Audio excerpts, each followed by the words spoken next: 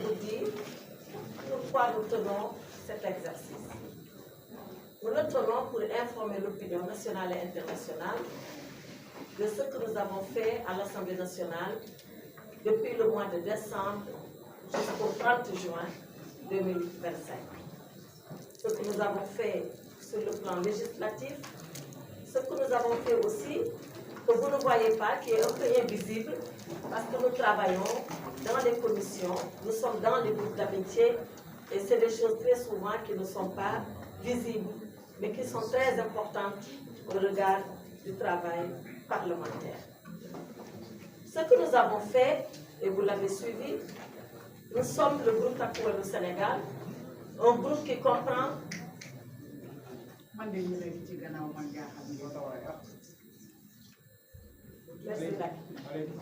un groupe qui comprend 17 députés. 17 députés sur les 160 que nous sommes. Et nous avons essayé, malgré cette ambiance, malgré cette atmosphère qui est portée par une majorité dite écrasante, nous avons essayé de faire deux choses. La première d'abord, c'est d'exister en tant que groupe. La deuxième chose, c'est de marquer notre terrain en tant que groupe. Nous ne sommes pas n'importe qui. Nous sommes l'opposition parlementaire. Et l'opposition parlementaire, c'est une voix tout à fait différente de la voix de la majorité. Quand ce que la majorité dit est bon pour le pays, on l'acceptera. Mais quand ce que la majorité dit est mauvais pour le pays, on le dénoncera. Mieux que de le dénoncer, on le combattra. Voilà la ligne de principe qui a été arrêtée par nous. Maintenant, vous imaginez, c'est très difficile d'être 17 et d'être noyé dans une majorité de 130 qui veut vous écraser. Mais je pense que vous êtes vous les premiers témoins. Et le peuple sénégalais est témoin. Ces 17-là, comme on dit, Machallah. Machallah parce que nos voix ont été entendues. Nos voix ont été portées partout où cela était nécessaire.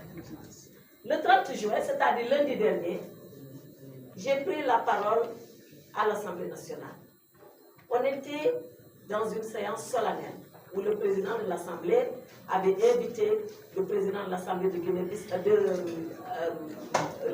Gambie, le président de l'Assemblée nationale de Mauritanie, le vice-président de l'Assemblée nationale du Maroc. Et je lui ai dit, si vous vous souvenez, beaucoup de choses ont été faites, mais beaucoup de choses restent à faire. Sur ce qui reste à faire, je voulais vous faire un point de ce qui reste à faire. Parce que ce qui reste à faire est très important. Ce qui a été fait, on n'y reviendra pas, je pense que tous ils l'ont dit, c'est notre participation aux activités parlementaires. On a voté les lois, mais quelles lois? Depuis que cette assemblée est là, on a l'impression que c'est toujours l'exécutif, le gouvernement qui nous traîne, qui nous entraîne dans ce qu'il veut. Rappelez-vous, première loi, on a dit on supprime le Conseil économique et social, on supprime le Haut Conseil des collectivités territoriales, on a supprimé. Deuxième demande de l'exécutif, il faut radier le député Barthélémy Diaz et un autre, on a radié. Troisième activité, le gouvernement nous a dit lever les immunités parlementaires. On a levé l'immunité parlementaire de Farbango, on a levé l'immunité parlementaire de Moustapha Diop, on a encore relevé l'immunité parlementaire de Moustapha Diop. Sans qu'on ait presque, sans qu'on sache vraiment pourquoi. C'est vrai qu'aujourd'hui, le règlement intérieur est en train de réformer la levée d'immunité parlementaire, mais quand même, c'était des procédures que nous avions dénoncées pour être totalement abusives parce que nous ne voulions pas être à la remorque de l'exécutif.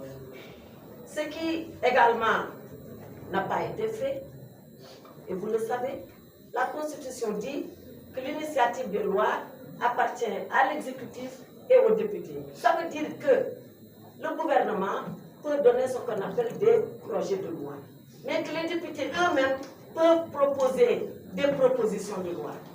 Quand notre collègue député, Thierno Alassane Sall, a fait une proposition de loi, ils se sont dépêchés de la bloquer.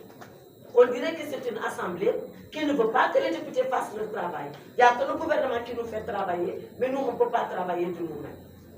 Je pense que ces pratiques-là, nous devons les dénoncer. Mais ce que nous dénonçons surtout, c'est le comportement du président Malick Ndiaye. Abdou l'a dit, l'Assemblée nationale du Sénégal, elle est là depuis 1960, même avant elle. En 1958 déjà, il y avait une assemblée territoriale. Mais nous savons ce que c'est qu'une assemblée nationale. Mais quand le président se permet, en violation de l'article 69 de notre règlement intérieur, de rentrer dans les débats, et l'article 69 du règlement intérieur est très clair. D'abord l'article 63. L'article 63 dit que le président est là pour faire appliquer le règlement intérieur. Et à 2 reprises, vous êtes témoin de comment nos séances ont été houleuses et très difficiles.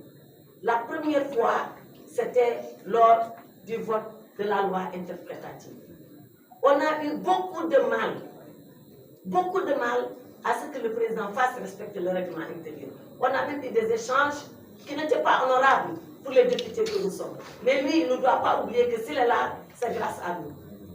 Il a été élu et c'est l'Assemblée qui lui a donné une seconde confiance pour être président. Et une fois qu'il est président, il est le président de tout le monde.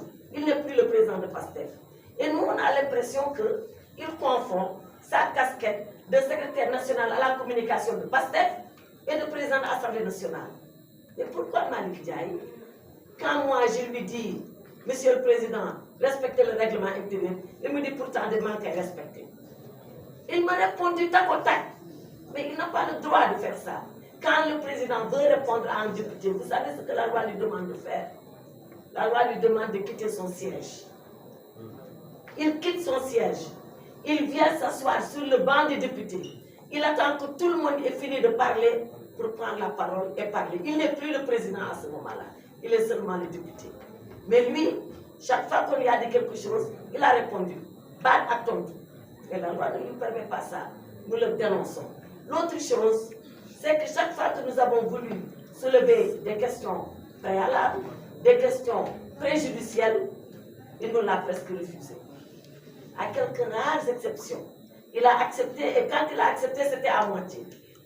Il donne aux députés le choix de parler, mais chaque fois en l'interrompant, venez-en au fait, vous voulez dire quoi, vous voulez faire quoi, c'est trop long, voilà ce qu'il fait. Nous estimons que ce n'est pas une façon de faire. Alors, nous sommes à un tournant. On a participé à une première session. Une autre session va s'ouvrir. Nous souhaitons que la prochaine session qui s'ouvre, qu'elle soit une session où chacun observe son rôle, son rang et sa qualité. Que lui, s'il est le président, qu'il reste le président et pas autre chose. Nous, Takwal au Sénégal, on a fait tous les efforts du monde. Parce que quand vous êtes deux, et que vous pensez, excusez-moi du terme, mais c'est ça, vous pensez que l'autre peut-être ne maîtrise pas trop les textes. Vous qui maîtrisez les textes, vous patientez. Vous faites preuve de responsabilité. Pour ne pas brûler la maison. Parce que ce n'était pas bon, ça ne peut pas être bon qu'on se donne un spectacle. Notre assemblée est regardée à travers le monde entier. Donc, la plupart du temps, c'est moi en tant que présidente qui dit aux députés, laissez tomber pour ne pas qu'on se mette à nous tirailler aux yeux du monde. Mais, à la prochaine session, il faut qu'ils se le tiennent pour dire, on va exiger le respect scrupuleux du règlement intérieur. On n'acceptera plus cela. Parce qu'on considère qu'il y va de notre dignité, de notre respectabilité, mais également de la dignité de l'Assemblée nationale que nous tous représentons. On a entendu aussi le président dire des choses sur l'ancienne législature. Moi, de ma vie de député, je n'ai jamais entendu un président de l'Assemblée nationale dire du mal de son prédécesseur. On a dit oui. Moi-même, je l'ai écouté. On sortait des sacs d'argent à l'Assemblée. Qui a sorti des sacs d'argent à l'Assemblée? Personne. C'est vrai. Comme Abdou l'a dit, moi-même, je l'ai dit, il essaie de travailler sur certaines choses. On a salué. Chaque fois que c'était possible de saluer, on a salué. Mais ce n'est pas une raison pour faire croire que c'est lui qui est en train de tout faire, que c'est lui qui est en train de tout chambouler, que c'est lui qui est en train de donner de l'innovation à tous et partout. Abdou a dit ce qui était déjà en train de se faire depuis l'autre législature. Qu'il parte de là, qu'il améliore, qu'il fasse des avancées, on est d'accord. mais qu'il veuille jeter le bébé avec l'eau du bain, on n'acceptera pas ça. Et le président Amadou Mame, qui a été son prédécesseur, qu'est-ce qu'il n'a pas entendu lors de la 14e législature? Qu'est-ce qu'il n'a pas entendu? Mais grâce à son tempérament, à son calme, à son sens de responsabilité, jamais, jamais, jamais, il ne s'est départi de son calme et n'a fait appliquer que le règlement intérieur. Mais est-ce que le président Malick Ndiaye, il pense que son bilan va réussir parce qu'il aura noirci le bilan de la 14e législature? Il se trompe. Il peut tout à fait réussir son bilan en partant du bilan de la 14e. Et la 14e a fait beaucoup d'efforts. Et la 14e était dans des conditions. Je crois que si lui-même était dans ces mêmes conditions-là, il n'aurait pas fait le tiers de ce que le président Amadou Mame a fait. Parce que lui, il est comme dans un fleuve tranquille, avec une majorité de 130 députés. La 14e, c'était beaucoup plus étriqué, beaucoup plus compliqué que ça. Et le président Mame a réussi à tirer son épingle du jeu. Bref,